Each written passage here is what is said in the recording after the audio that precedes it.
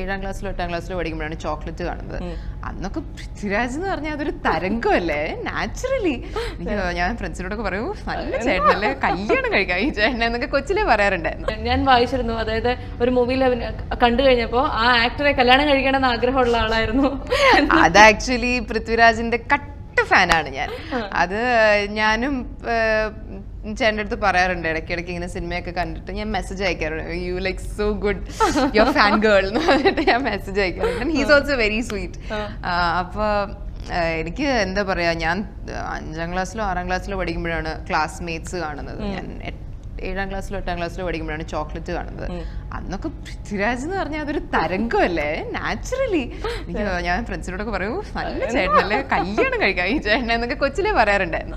ചുമ്മാ ഒരു രസത്തിന്. അപ്പോൾ ഞാൻ പൃഥ്വിരാജിന്റെ ഇപ്പോഴും ഞാൻ ലൂസിഫറൊക്കെ കണ്ടിട്ട് പൃഥ്വിരാജ് സീനൊക്കെ അടിപൊളി അടിപൊളി അടിപൊളി. മോഹൻലാലിനേക്കാൾ കൂടുതൽ പൃഥ്വിരാജിനെ കൈയടിച്ച ആളാണ്. അയ്യോ അങ്ങനൊന്നുമില്ല.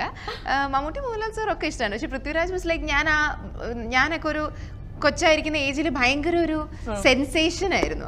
പൃഥ്വിരാജിന്റെ of course A fan girl. But ഈ പറഞ്ഞ പോലെ അതൊക്കെ എന്താ പറയാ ഔട്ട്സൈഡ് ഓഫ് വർക്ക് സ്പേസ് ആണ്. നമ്മൾ വർക്ക് ചെയ്യുമ്പോഴത്തേക്കും അവിടെ പോയി ഓ മൈ ഗോഡ് എന്ന് പറഞ്ഞാൽ I just be making a fool out of myself.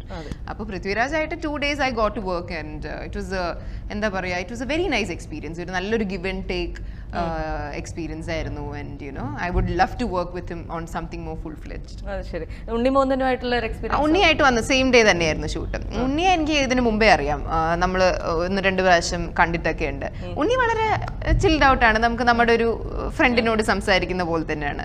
അപ്പോൾ 18 സമയത്ത് ഉണ്ണി ഒത്തിരി മെലിഞ്ഞിട്ടുണ്ടായിരുന്നു. അപ്പോൾ ഞാൻ പറയുന്നു മെലിഞ്ഞു, കൊച്ചു കുട്ടിയെ പോലെ ഇരിക്കുന്നത്. അപ്പോൾ ഉണ്ണിയായിട്ട് it was a very nice. പുള്ളി വളരെ സിമ്പിളാണ്, നമ്മളിങ്ങനെ കോമഡിയൊക്കെ പറഞ്ഞ്. ശരി. ഇനി ലൂക്കയുടെ കാര്യം പറയുമ്പോൾ കുറച്ചൊരു ഇന്റിമേറ്റ് സീൻസ് ഒക്കെ ഉണ്ടായിരുന്നു. അപ്പോൾ അതിനകത്തൊക്കെ അഭിനയിക്കാനായിട്ട് ഒരു ഇൻഹിബിഷൻ ഉണ്ടായിരുന്നോ, അതോ എങ്ങനെയായിരുന്നു ആ ഒരു ഫേസ് എങ്ങനെയാണ് ഓവർകം ചെയ്തത്? എനിക്ക് ഒരു സ്ക്രിപ്റ്റിൽ ഞാൻ കൺവിൻസ്ഡ് ആണെങ്കിൽ I won't have any other inhibitions there. ഇപ്പോൾ കാരണം ലൂക്കയുടെ സ്ക്രിപ്റ്റ് എന്ന് പറയുന്നത് എനിക്ക് 150% കൺവിൻസ്ഡ് ആയിട്ടുള്ള ഒരു സ്ക്രിപ്റ്റ് ആയിരുന്നു. സ്ക്രിപ്റ്റ് പഠിച്ച ആളാണല്ലോ അല്ലേ? കാണാപ്പാടം ആ മോണലോഗ് ഒക്കെ എനിക്ക് ഇങ്ങനെ കാണാതെ പറയാൻ പറ്റും.